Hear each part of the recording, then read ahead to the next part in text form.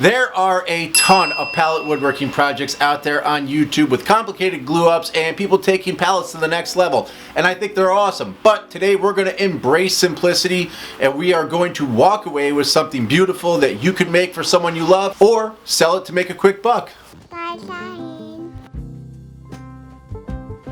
The worst part about any pallet project is tearing the pallets apart.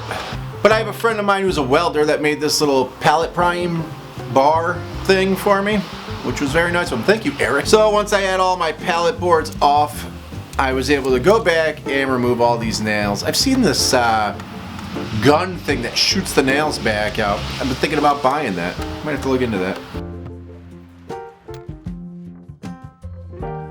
I only have a small little Craftsman benchtop joiner, and honestly it's a piece of shit. So to get one straight edge on my pallet wood before I run it through my table saw, I use my track saw. I made this quick little jig on a piece of melamine so I could just slide each piece of pallet wood in there, cut my straight line, and there you go. You can see right there they're not meeting up correctly, but once I run them through the track saw, voila, they meet together perfectly.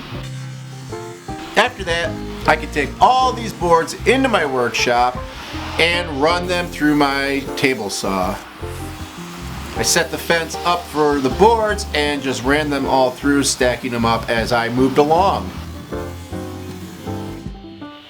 Then I could bring them over to my miter saw because I have a straight edge on the back, and set my miter saw to 90 degrees and make that cut.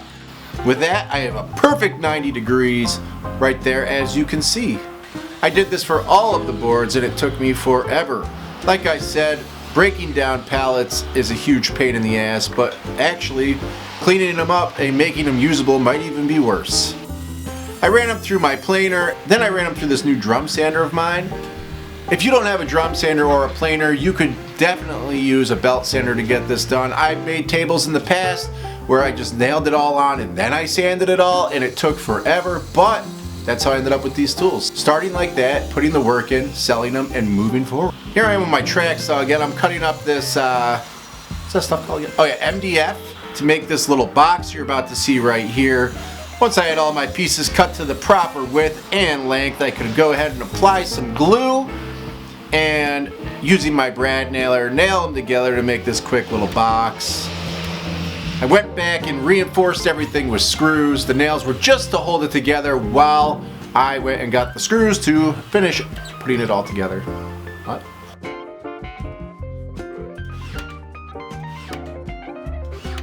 After that, I have to put a bottom in this, so I slid this box over the top of the bottom, then marked where I needed to cut, pull it back out, cut it with my track saw, and once again throw a whole bunch of screws in the bottom so that this thing is nice and secure and strong.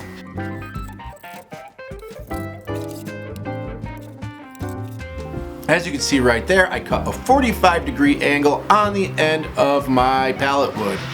I use my miter saw for this. You'll be able to see that a little bit further in the video here. There you go. Well, kind of. I'm blocking it with my jacket. And there you go. You see, I'm going to be facing this box with pallet wood. So I glue it and brad nail it on with that 45-degree angle cut, as you can see right there. See how that lines up on the corners so you don't have to look at the butt end of the pallet wood? I did not use my tape measure to measure these. I put it right on top of that MDF box and I could draw my line on and make my cuts. These little brad holes could be annoying if you're using non-pallet wood, but because I'm using pallet wood, I don't think it really matters because it's already got like screw holes in it and dents and stuff, so a couple little brad holes really aren't going to be a problem.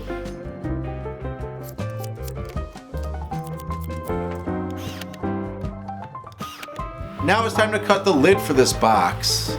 I want this to sit right inside of the box, so I measured everything out, made some cuts on my table saw, then I cut everything at an angle so when this box closes, it will sit right inside nice and easily. There won't be a chance that the lip could get caught on the edge of the box.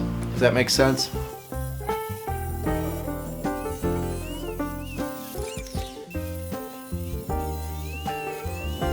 I put these boards inside of my box so I could rest this lid on top of those boards and it will sit flush with the top edge of the box. That way I can start attaching these pallet boards to the top of the box Box, box, box, box, box.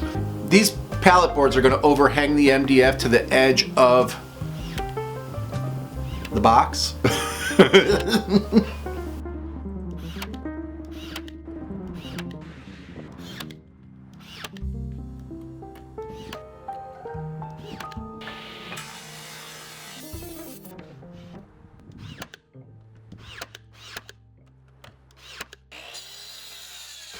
You can kind of see what I was talking about now. I'm cutting off the edges, and watch right here. I'm going to slide it in, and boom. It fits right in perfectly. Alright, I gave everything a quick sand. This angle grinder with this sanding pad on it flies through pallet wood. It's so good for this. I highly suggest you get one of them. Now I'm burning all of this pallet wood because that is what the customer requested. I went back with this torch and burned everything to a nice toasty brown. Then I could go back and lightly sand it back a little to give it a nice look. Alright, it's time to make the base for this. Oh yeah, I don't think I mentioned this is going to be a coffee table. Now, she wanted black welded legs, and I can't weld. I could have ordered them, but it would have cost her a lot more money. And since she's a friend of mine, I didn't want to charge her too much. So I decided to make these legs out of wood. It's going to involve a lot of half-lap joints to keep it strong. And I'm going to go ahead and tell you right now, I made this entire base once using pine and got it all together, all painted nice and good, put it on, flipped it over, sat on the table, and the leg cracked right away. So I had to go back later and make this entire thing over again out of oak. Luckily I have a whole bunch of old oak like dunnage and pieces of pallets laying around that I was able to do this with, because it would have cost a lot more to go buy hardwoods for this. With a combination of Craig jig and half lap joints, I was able to create a base that ended up very sturdy and looked pretty nice in my opinion. It's really simple, really thin. Doesn't look like it should be able to hold up this box, but it's very strong. I could stand on the box, wobble back and forth, dance around up there if I wanted, and it would still not fall over. If you look there, you can see that I put the half lap joint on the outside of the legs. When I remade this, I put the half lap joint on the inside of the legs because there's a stretcher that goes along the bottom of these table legs.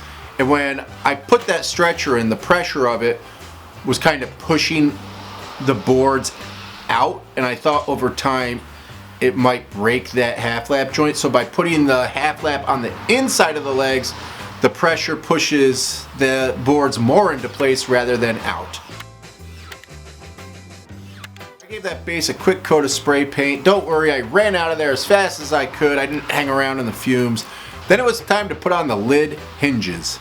To do this, I marked where they were going to go and I routed it out because I want this lid to sit completely flush with the edge of the box. I put the lid onto the base and then I raised up the box itself so that it would sit flush with the box lid. Then I could screw the hinges onto the lid. Man, once that was done, I could close it up, check to make sure it fit right, and then I put these thingies in there that hold it open at the right spot. I don't know what they're called. First time I ever put them on. They're super easy. Screw them in, open it up, perfect. I did 3 coats of Helmsman. I think it's Helmsman polyurethane. It's really nice, goes on smooth. Even with it being cold out, it worked really good. Then I just attached this base right to the bottom, and there we go. The one that you saw me attaching in the video was actually the pine base. This is the redone oak base. It was more secure, stronger. I think it looked nicer, it cut cleaner. Anyway, there we go. This is a simple project that anybody could make with just a few simple tools. I don't care what skill level you're at. This is such an easy project. Go out there, grab some pallets, make some crap, and I don't know, give it away as a gift, sell it, whatever. Give this to your wife on Christmas. Oh my God, she'll be kissing you all over, baby. Later, see you in the next one. And if you're looking for other pallet projects, check this one out. Bye. Bye, see you again, and have a good dream.